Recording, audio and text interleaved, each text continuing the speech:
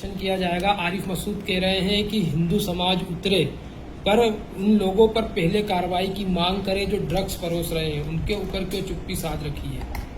नहीं, ठीक है आरिफ मसूद जी, आप हिंदू समाज को प्रेरित और प्रेरणा ना दें, वही बेहतर है। लेकिन अपराधियों को ये समझ लेना चाहिए कि अब कोई भी किसी को बचा नहीं सकता। अब अपराधी कुचले जाएंगे, मारे जाएंगे।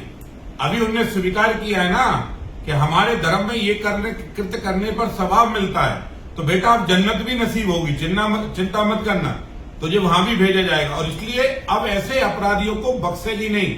ये राजनीतिक मुद्दा नहीं है, ये राजनीतिक दलों की सीमाओं को लांघकर ये दिलों का मुद्दा आ गया है। हर हिंदू के मन में इस बात का आक्रोश है कि वो अपनी बहन बेटियों को अपने हिंदुस्तान में नहीं सुरक्षित रख पा रहा, और केवल लव के नाम पर फंसाया जाता वहां तक ठीक है, लेकिन उनका शारीरिक शोषण कर उनको दरिंदगी के राय पर ढकेला जा रहा है। और इस अपराध लव जिहाद के खिलाफ संपूर्ण हिंदू समाज सड़कों पर है। अब आरिफ मसूद साहब या अन्य किसी श्रीमान की हमें प्रेरणा की जरूरत नहीं है। अब अपने अपने मुगालते ठीक कर लेना, और जो अपराधियों के साथ हैं, ये बात भी सही है, चाहे ड्रग्स माफिया हो चाहे कोई भी हो, सबको कुचला जाएगा।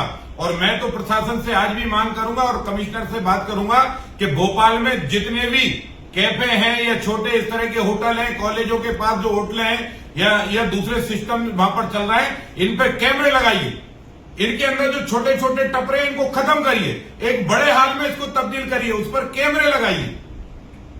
क्योंकि वहां कोई आप आपराधिक घटना नहीं घटने दे रहे ना, तो कैमरे लगाइए। और कैमरे को आई भोपाल से कांटेक्ट करिए, जो भोपाल पुलिस का कैमरा है उससे उनके कनेक्टिविटी रहना चाहिए। और बल्कि हर कॉलेज परिसर को भी हम आग्रह पूर्वक, और मैं आज चिट्ठी लिख रहा हूं सारे कॉलेज के प्राचार्यों को और संस्थानों के मालिकों को कि कॉलेज के एंट्री गेट से आप कैमरे लगाना शुरू करिए।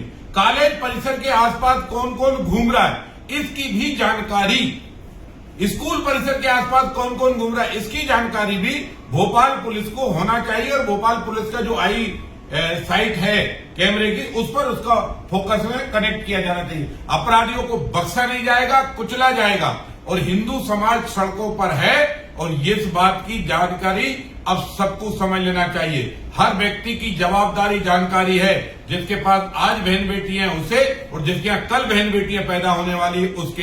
हर के मन में आक्रोश है कि मैं अपनी बहन बेटियों को अगर नहीं बचा पाया तो जिंदा रहना भी मेरा व्यर्थ है।